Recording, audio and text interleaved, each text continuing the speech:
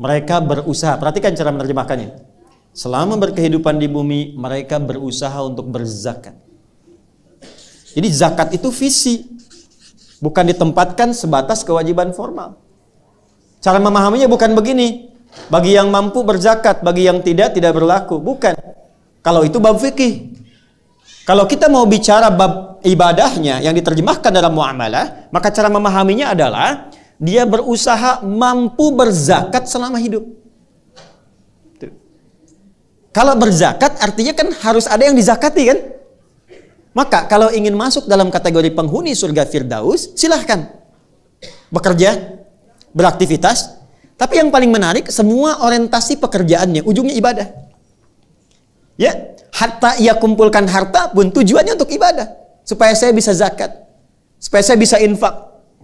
Saya mau berikan rahasia ya, ini sangat penting sekali, dan tolong jaga, ini hanya di antara kita.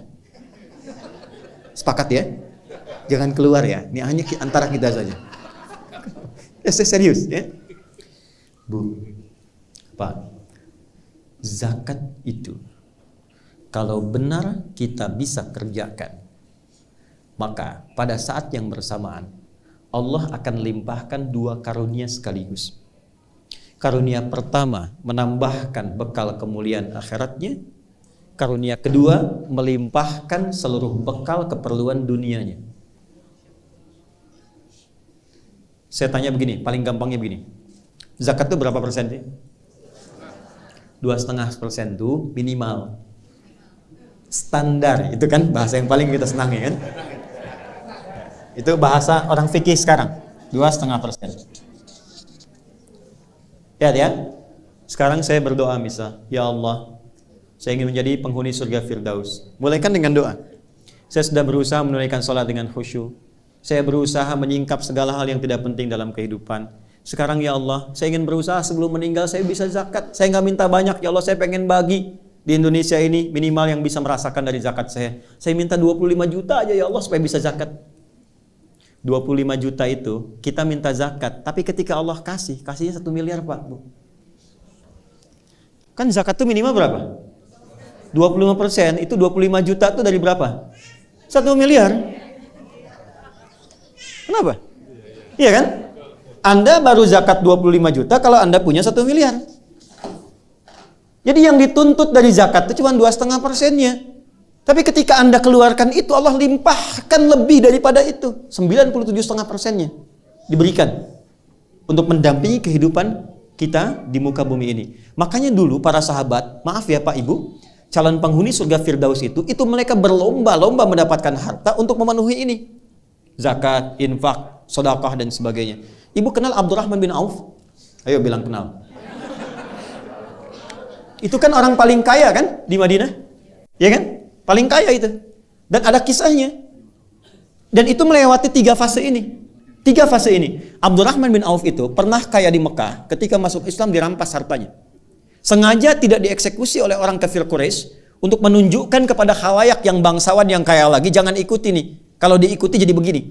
Dirampas hartanya, diberikan pilihan. Kalau engkau tinggal di Mekah, tidak hijrah ke Madinah, ke Yathrib, kami berikan semua hartamu lagi, kami angkat jadi orang hartawan yang paling tinggi statusnya, dan kami muliakan semuanya. Tapi kalau engkau memilih hijrah, kami rampas semua hartamu, silahkan pergi, jangan bawa apapun, kecuali pakaian yang melekat di badan. Sengaja nggak dieksekusi. Beliau memilih berangkat untuk hijrah.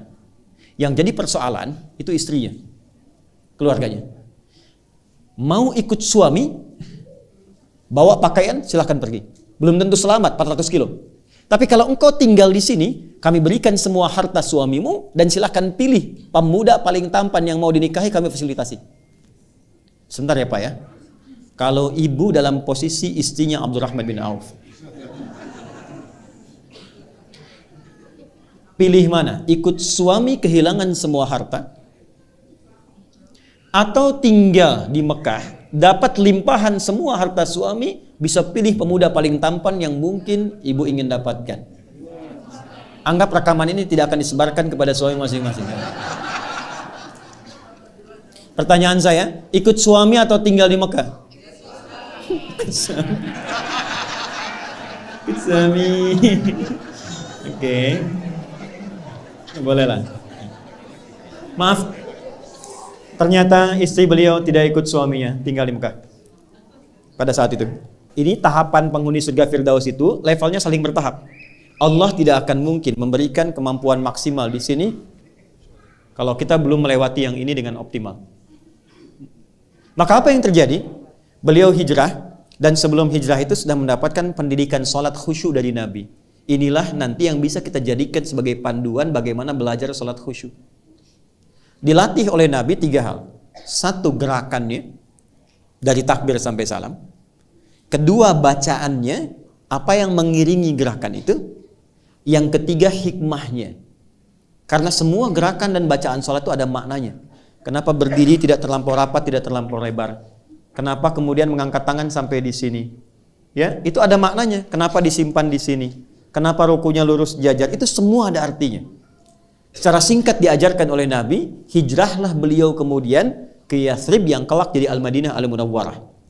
Maka sampai sana kemuliaan masyarakat Madinah yang sampai sekarang diabadikan di Quran surah 59 ayat 9 sampai 10. Wa yu'thiruna 'ala anfusihim walau kana bihim khassasah. Karena itu disebut Ansar.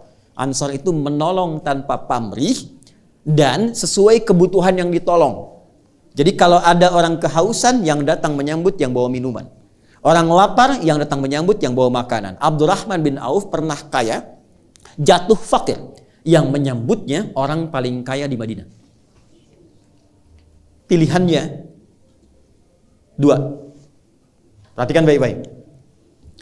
Akhil karim, bahasa kita, saudaraku yang mulia. Sami'tu annaka kunta ghaniyya. Saya dengar Anda pernah kaya sebelum kesini. Kalau ingin kaya lagi, ambil setengah harta saya. Dan saya dengar Anda ditinggalkan istri Anda di Mekah. Pilih perempuan paling cantik di Madinah. Sekalipun bagian dari keluarga saya akan fasilitasi pernikahannya. Gantian ya Bu ya. Gantian. Kalau Bapak di situasi itu, suruh milih. Ambil setengah harta saya, pilih perempuan paling cantik, sekalipun itu bagian dari keluargaku, aku fasilitasi pernikahannya. Anda terima atau tidak ditolak sama sekali? Saya paham Bu pilihannya, karena itu percuma saya tawarkan ditolak. Ya, enggak, orang paling kaya ini bicara demikian karena paham orang yang sudah terbiasa dengan keadaan tidak mudah menyesuaikannya. Beliau kira Abdurrahman bin Auf itu seperti itu. Kan di fisika juga begitu kan? Ya, gaya itu kan F1 sama dengan F2, gitu kan? Kalau naik hartanya banyak, naiknya kan turunnya beda. Kalau sedikit naik angkot turun tawadhu, sedekah, gitu kan? Ya, yang repot kan hukum Pascalnya. F berbanding lurus dengan P kan, tekanan. Gaya berbanding lurus dengan tekanan. Semakin banyak gaya, semakin tertekan. Itu problemnya. Nah, dia melihat Abdurrahman bin Auf ini barangkali sudah di level tinggi, gayanya tinggi. Jadi tekanan. Dia lupa bahwa beliau sudah diajarkan cara sholat yang benar. Itu cuma dipraktekkan, berdiri begini. Ini ada maknanya. Apa jawaban Abdurrahman bin Auf? Jazakallahu khaira arini ainal aswaq. Semoga Allah memuliakan dan memberikan Anda pahala. Cukup tunjukkan kepadaku di mana pusat bisnisnya. Berdiri. Kalau masih mampu menegakkan diri kita, jangan gantungkan kehidupan pada orang lain. Oke. Cuman 2 tahun. Dari penyalur kambing, 2 tahun hartanya bertambah, 3 tahun jadi orang paling kaya pada masa itu. Dari nomor 3, nomor 2 langsung jadi nomor 1. Levelnya dari sini dulu sampai ke sini. Dan Abdurrahman bin Auf setelah menjadi kaya, sepeninggal Nabi, heboh Madinah, pekerjaannya setiap bulan cuman menyantuni semua orang di Madinah. Yang sudah nggak bisa bekerja disantuni sepertiga orang Madinah. Yang belum punya pekerjaan sepertiga dimodali oleh beliau. Yang sudah ada diinfaki oleh beliau. Jadi sekampung Madinah, sekota pada saat itu mendapatkan bagian dari hartanya Abdurrahman bin Auf. Jadi cari kerjanya tuh untuk amal. Apakah berkurang hartanya? Tidak, malah makin kaya. Malah makin kaya. Ada riwayat yang memang perlu diverifikasi tapi diduga benar. Bahwa ketika heboh datang hartanya Abdurrahman bin Auf dengan banyaknya unta. Banyak unta, dalamnya ada mutiara, emas, macam-macam dan sebagainya. Kata Sayyidah Aisyah, aku mendengar hisabnya Abdurrahman bin Auf itu tidak mudah, saking banyaknya. Maka beliau katakan, semua yang ada sekarang, yang datang, aku sedekahkan untuk kepentingan umat Islam. Semua. Kalau ada 600 truk isinya emas, perak, mutiara, berlian dan sebagainya, Diberikan kalimat ringan begitu semua disedekahkan. Dan beliau kan termasuk yang dimuliakan ke surga dengan cepat. Kebangetan kayanya dan cepat banget masuk surganya.